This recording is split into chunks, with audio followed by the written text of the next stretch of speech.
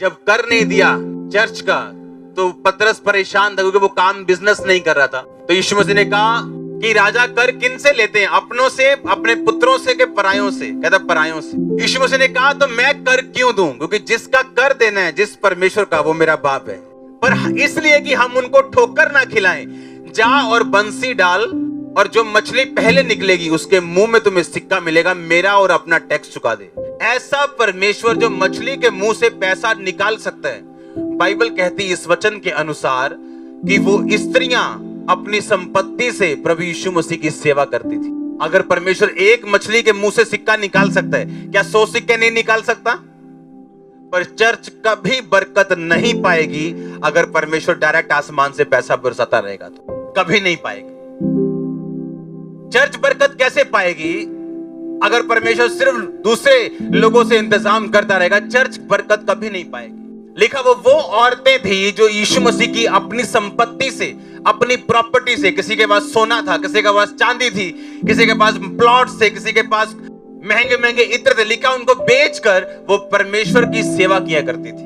यीशु मसीह के पास भीड़ रहती थी, चेले रहते थे। दूसरे शहरों में जब सुसमाचार प्रचार करने के लिए जाना, किराए की ये चीज वो चीज, सुसमाचार का खर्चा, बाइबल कहती वो स्त्रियां परमेश्वर की अपनी संपत्ति से सेवा करती थी। मैं ये अपनी लाइफ में मेक श्योर करूं कि मेरा प्यार परमेश्वर के साथ है या पैसों के साथ है। अगर मैं उसकी सेवा करना चाहता हूं तो मैं पैसों की परवाह कभी नहीं करूंगा, और अपनी संपत्ति से, अपने पैसों से, जो कुछ मेरे पास है, जो गिफ्ट है, जो वरदान है, कुछ भी जो मेरे पास है, मैं उससे अपनी परमेश्वर की सेवा करूंगा। इमेजिन करो, आप समझ रहे क्या? वो टाइम क्या था? वो लोगों के लिए था। सेवा मुझे आशीषित कर रही, मेरी बीमारियों को दूर किया है, मुझे पारिवारिक तौर से ब्लेस किया है, मुझे संसारिक तौर से, आत्मिक तौर से ब्लेस किया है। इसमें परमेश्वर का फायदा नहीं, इसमें मेरा फायदा, आपका फायदा है सेवा करना। कहता तू मेरी सेवा करेगा मैं तुझे इज्जत दूंगा, तू मेरी सेवा करेगा निर्गमन के अनुसार मैं तेरी रोटी और पानी पे आशीष दूंगा, मैं तेरे रोग को तेरे जीवन से दूर करूंगा। लिखा है बाइबल में। और तुम अपने परमेश्वर यहोवा की उपासना करना, तब वह तेरे अन्न जल पर आशीष देगा और तेरे बीच से रोग दूर करेगा। और इंग्लिश में सही लिखा, एंड ये shall serve the Lord your God, कि सर्व करना खुदावंद को, सेवा करना खुदावंद की, और तू वो तेरे अन्न जल पर आशीष देगा और तेरे बीच में से रोगों को दूर करेगा। कहता सर्व करना खुदावंद को, सेवा करना खुदावंद की। कहता वो तेरे अन्न पे, तेरे जल पे आशीष देगा। तेरी रसोई सबसे अलग होगी, तेरा घराना सबसे अलग होगा। जो बीमारियां लोग जिससे डरते हैं और इकट्ठे नहीं हो रहे कि फलाना वायरस आ गया, ये रबिश है। वो वायरस चूहे की तरह खत्म है, वो यीशु मसीह के नाम।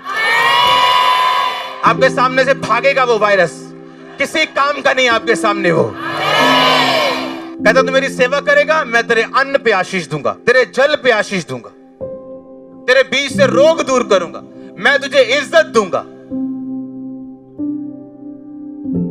आपका बॉस आपकी इज्जत करेगा अगर आप सेवा करोगे, आपकी सरकार आपकी इज्जत करेगी अगर आप सेवा करोगे। तो मैं आपसे कह रहा हूं आप सेवा करोगे।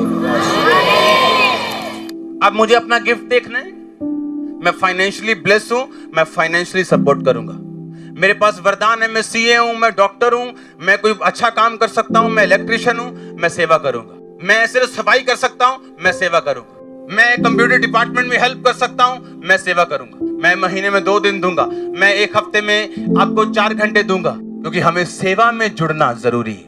अगर हम सेवा में नहीं जुड़ते तो ये बाइबल कहती हम वचनों से पीछे हैं, क्योंकि हर एक विश्वासी सेवा के लिए बुलाया गया। इसलिए यहोशू ने कहा था तुम लोग चुनो तुम किनकी सेवा करोगे, अमोरियों के देवताओं की जो उन देश में रहते हैं, जिस देश में तुम रहते हो, या तुम यहोवा की सेवा करोगे। कहता तुम चुनो, मैं अपने घराने समेत यहोवा की सेवा करूं। तो आप सोच लो आप सेवा करोगे कि नहीं? क्योंकि अगर एक बंदा सेवा करता है, जब वो सेवा में आता है तो उसके ऊपर एक रिस्पॉन्सिबिलिटी आती है। अब वो बंदा सेवा में, अब चर्च में स्टैंडिंग वॉलंटियर है, अब उसे मालूम है अगर मैं बॉयफ्रेंड गर्लफ्रेंड बनाऊंगा तो मेरे खड़े रहने का कोई भी औकात नहीं है, कोई फायदा नहीं है, मैं झूठा हूं। मैं उस चर्च में खड़ा हूं जहां पवित्रता का प्रचार होता है और खुद मैं गंदगी में फंसा हूं तो कोई फायदा नहीं। लेकिन अगर एक रिस्पॉन्सिबल क्रिश्चियन हो, वो ये बात समझता है कि नहीं, अब मैं सेवा में हूं, मैं ये पाप कर सकता हूं और किसी को पता नहीं चलेगा, लेकिन मैं सेवा में आ चुका हूं, मेरे ऊपर रिस्पॉन्सिबिलिटीज हैं, और उसी वजह से आप पाप से बचे रहते हो। जब आप सेवा में आते हो, सेवा आपको पाप से बचा के रखती है, क्योंकि आप रिस्पॉन्सिबल हो जाते हो।